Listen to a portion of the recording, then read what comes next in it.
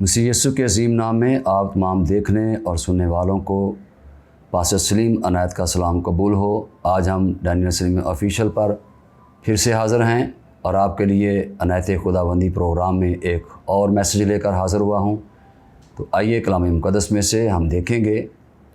आज हम मखलसी के तलक से बात करेंगे कि जब खुदावंद की अनायत व बरक़ात हमारी ज़िंदगी पर आती है तो खुदावंद हमें अपनी निजात का तोहफ़ा अनायत करता है।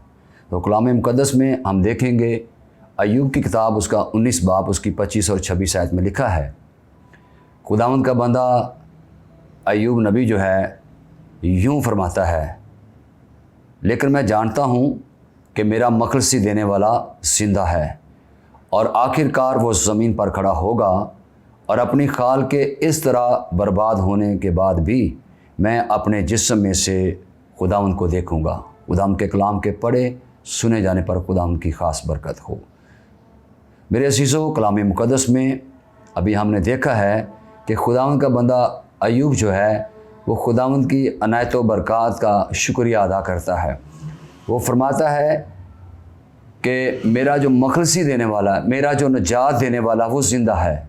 उसने इस आयत के अंदर दो बातों का ज़िक्र किया है। तो हम देखते हैं कि उसने पहली बात जो की है, उसने कहा कि लेकिन मैं जानता हूं कि मेरा मखलसी देने वाला ज़िंदा है, आखिरकार वो ज़मीन पर खड़ा होगा। ये खुदा के बंदा अय्यूब का दावा है कि उसका खुदा कुदरत वाला खुदा है और वो ज़िंदा है और वो एक दिन अदालत के लिए खड़ा होगा। और इसी तरह दूसरा दावा उसका ये है कि मैं अपनी खाल के इस तरह बर्बाद हो जाने के बाद भी अपने इस जिस्म में से खुदा को देखूंगा। तो मेरे अज़ीज़ों, आज आप जितने देख रहे हैं, सुन रहे हैं, मैं तमाम उन व्यूअर्स को जो डैनियल सलीम ऑफिशियल पर हमें देख रहे हैं, सुन रहे हैं, हमें आज इस बात पर गौर करना है कि अय्यूब कहता है अगर मेरा ये बदन जो है ये क्या हो जाएगा, अगर ये बर्बाद भी हो जाएगा, मेरी ये खाल जो है ये खुदा के जलाल के लिए जो इस्तेमाल हो रही है, तो एक दिन ऐसा वक्त आएगा कि मेरा खुदावंद जो ज़िंदा है वो सबको ज़िंदा करने की कुदरत रखता है। और इसी तरह उसने ये दावा किया है कि अपनी खाल के इस तरह बर्बाद हो जाने के बाद भी मैं अपने इस जिस्म में से खुदा को देखूंगा।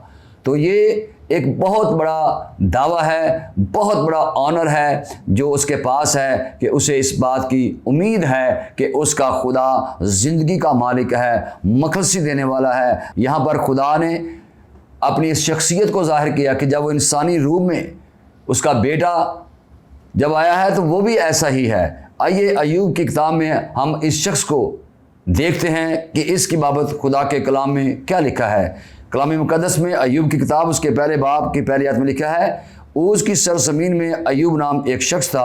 वो शख्स कामिल रास्तबाज था और खुदा से डरता और बदी से दूर रहता था। और इसके यहाँ 7 बेटे और 3 बेटियाँ जो हैं वो पैदा हुई हैं। तो हम इस शख्स की कामिल ज़िंदगी के बारे में देखते हैं कि खुदावंद इसकी बाबत क्या फरमाते हैं कि वो कामिल शख्स है, रास्तबाज है और खुदा से डरता और बदी से वो दूर रहता है। ये जो बदी से दूर रहना है ये खुदा की उस करम नवाजी का वसीला है जो उसने अपने बंदे पर की है, उसकी मेहरबानी है, उसकी बख्शिश है जो उसने अय्यूब पर की है। और हमने यहाँ पर पढ़ा है कि उसने 2 बातों का जिक्र किया है। एक तो उसने अपनी मखलसी का जिक्र किया है कि मेरा मखलसी देने वाला ज़िंदा है। मखलसी का जो मतलब है वो है निजात, छुटकारा, रहाई।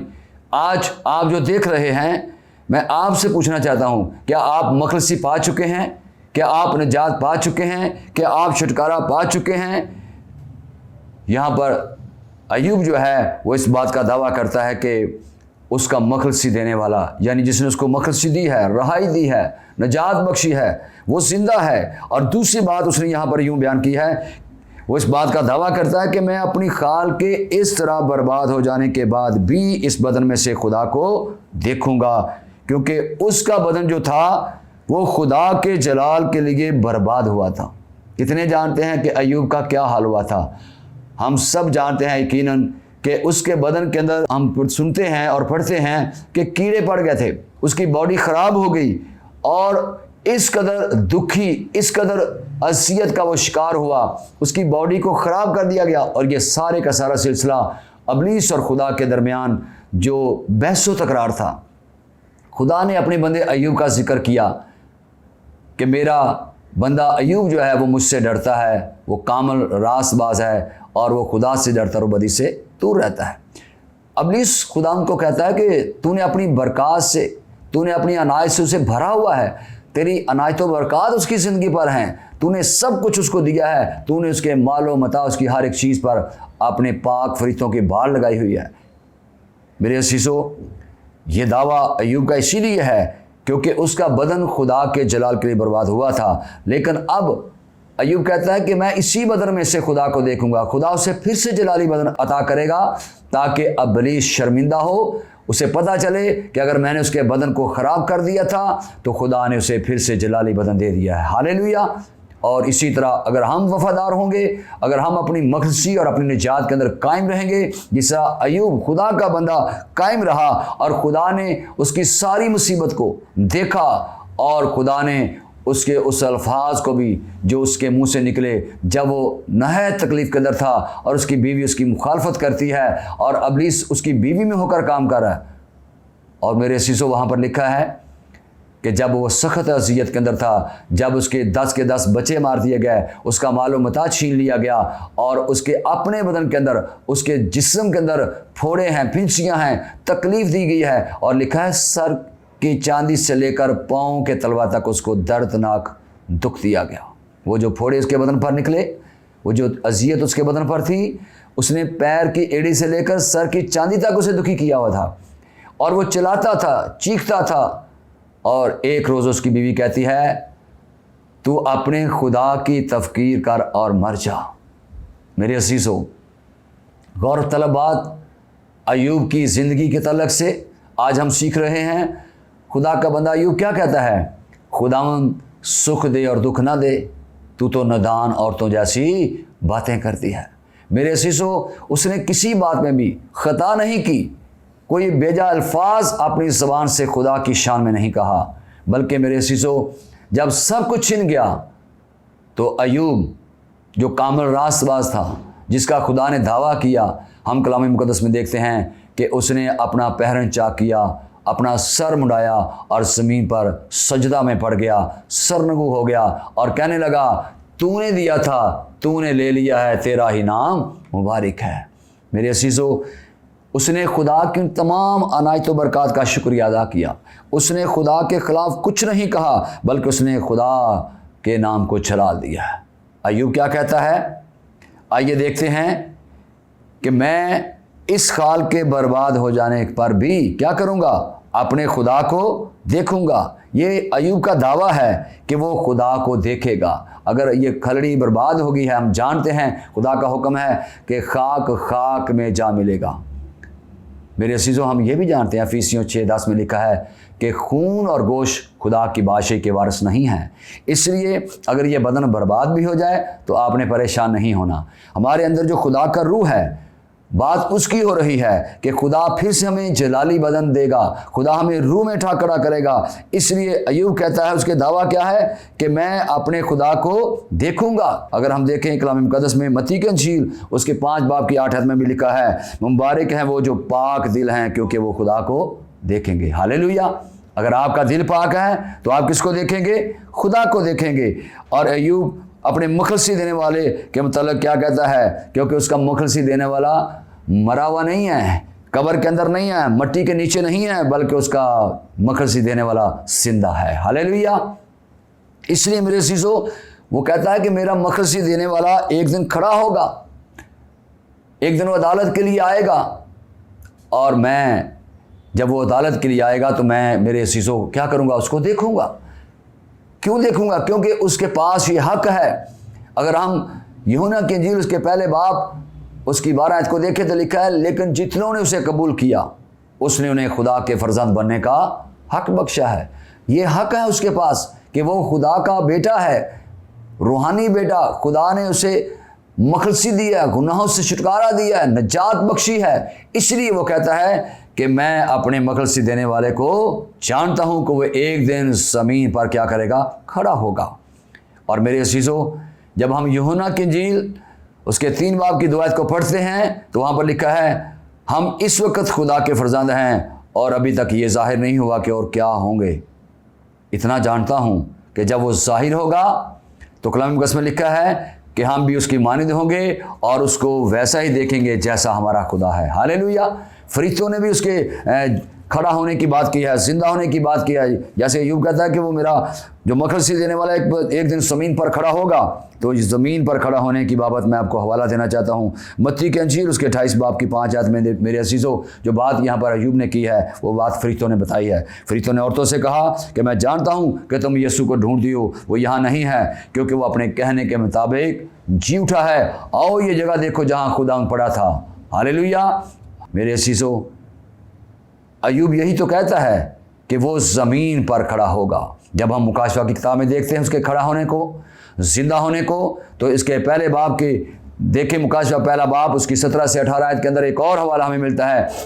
जब मैंने उसे देखा तो उसके पाँव में मुर्दा सा गिर पड़ा और उसने ये कहकर मुझ पर अपना दाहिना हाथ रखा, खौफ ना कर, मैं अव्वल मैं आखिर और जिंदा हूँ। मैं मर गया था और देख अब्दुल अब्बास जिंदा रहूँगा और मौत और आलम अरवाह की कुंजियाँ अब मेरे पास हैं। हालेलुया।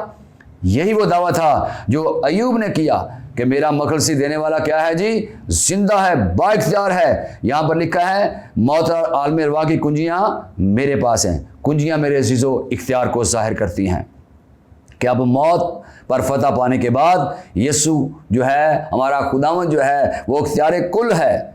इसलिए मेरे अज़ीज़ों, मैं आपको बताना चाहता हूँ कि इस वक्त ये इख्तियार पाने के बाद यीशु जब तीसरे दिन जब मुर्दों में से जी उठा तो वो खुदा बाप के दाहिने हाथ की तरफ जा बैठा है। अगर आप देखें पहला पतरस उसका 3 बाब उसकी 22 आयत में लिखा है, वो आसमानों पर जाकर खुदावंद के दाहिनी तरफ बैठा है और फरिश्ते और इख्तियारात और कुदरतें उसके ताबे की गई हैं। हालेलुया। ये मेरे यीशु की शान है कि इस वक्त मेरा और आप सबका यीशु इस वक्त कहाँ पर है, बाप की दाहिनी तरफ। वो बाप के दाहिने तरफ बैठा है। और कलाम मुक़द्दस में एक और हवाला इफिसियों में पौलुस रसूल भी हमारी रहनुमाई करता है। अगर हम उसके पहले बाब की 20 आयत को देखें, लिखा है और सब कुछ उसके पांव तले कर दिया और उसको सब चीज़ों का सरदार बनाकर कलीसिया को दे दिया है। ये बाप की तरफ से बेटे को इख्तियार मिला है। हालेलुया। अब वो बाप के तख्त की दाहिनी तरफ बैठा हुआ है। अब खुदावंद यीशु अय्यूब की तरह मैं आपको बताना चाहता हूँ कि वो कलीसिया को भी जलाली बदन देगा। हालेलुया। जिसमें वो खुदा को देख सकेंगे। मैं आपको बताना चाहता हूं कि जिस तरह अय्यूब कहता मैं देखूंगा, हम भी देखेंगे। फिलिपियों 3:21 को देख लीजिए। कलाम मुक़द्दस में लिखा हुआ है कि वो हमारी पसहाली की शक्ल बदल कर अपने जलाल के बदन पर हमारी सूरत बनाएगा। हालेलुया। वो हमारी पसहाली के बदन की शक्ल बदल कर क्या करेगा, अपने जलाल की सूरत पर बनाएगा। आप और मैं कितने जानते हैं कि हमारा मखलसी देने वाला अब जिंदा है। हालेलुया। हमने इन हवालों से सीखा है कि हमारा मखलसी देने वाला क्या है, जिंदा है और वो हमें ज़िंदगी बख्शेगा और हमें इस पसहाली के बदन से निकाल कर वो हमें जलाल में दाखिल करेगा और हम उसकी जलाली सूरत को देखेंगे। हालेलुया। क्योंकि उसके कलाम में लिखा यूहन्ना की इंजील 14 बाब की 19 आयत में, चूँकि मैं जिंदा हूँ और तुम भी जिंदा रहोगे। हालेलुया। इस वक्त हमारा यीशु जो है वो बाप की दाहिनी तरफ है। वो जिंदा होकर बाप की दाहिनी तरफ बैठा है और जितनों को वो जो उसमें कायम रहेंगे, उस मखलसी देने वाले के साथ चलेंगे, एक दिन आएगा कि वो हम सबको ले जाएगा और हमें भी इनामात देकर वो हमें खुश करेगा। तो आप में से कितने अपने मखलसी देने वाले को जानते हैं? मेरे अज़ीज़ों, अय्यूब की तरह क्या हमारा भी दावा है कि हम अपने खुदा को देखेंगे? यकीनन हमने इन हवालों से सीखा है कि वो हमारे बदन की जो पस्तहाली की शक्ल है इसे बदलकर अपने जलाल के बदन की सूरत पर बनाएगा। जब वो यीशु आएगा तो कलाम हक में लिखा हुआ है मेरे अज़ीज़ों थस्सलुनीकियों में कि जब यीशु आएगा तो हम हवा में बादलों पर उड़कर अपने खुदावंद का इस्तकबाल करेंगे। हालेलुया। ये उसकी बरक़ात हैं, ये उसकी अनायात हैं जो उसने हमें दी हैं और वो चाहता है कि उसके लोग इसी तरह की ज़िंदगी बसर करें। तो मेरे अज़ीज़ों, आज मैं आप सबको जितने देख रहे हैं, सुन रहे हैं डैनियल सलीम ऑफिशियल पर, आप सबको तसल्ली देना चाहता हूं कि हम सबका मखलसी देने वाला सिद्धा है। अगर आप मखलसी से खाली हैं, निजात से खाली हैं, आपने तौबा नहीं की, तो मेरे अजीज़ों आपके पास मौका है कि आप अपने गुनाहों से तौबा करें ताकि आप मखलसी पाएँ, निजात पाएँ, आपका दिल पाक हो, ताकि जब यीशु आए तो आप उसकी बादशाह में जाएँ और आप उसको वैसा ही देख सकें जैसा वो है। खुदावंद इस कलाम के वसीला से आप तमाम देखने और सुनने वालों को मसीह यीशु में बहुत बहुत सलाम। पास्टर सलीम अनायत की तरफ से भी बहुत बहुत सलाम। डैनियल सलीम ऑफिशियल पर देखने वाले तमाम नाज़रीन को मेरा सलाम कबूल हो। God bless you.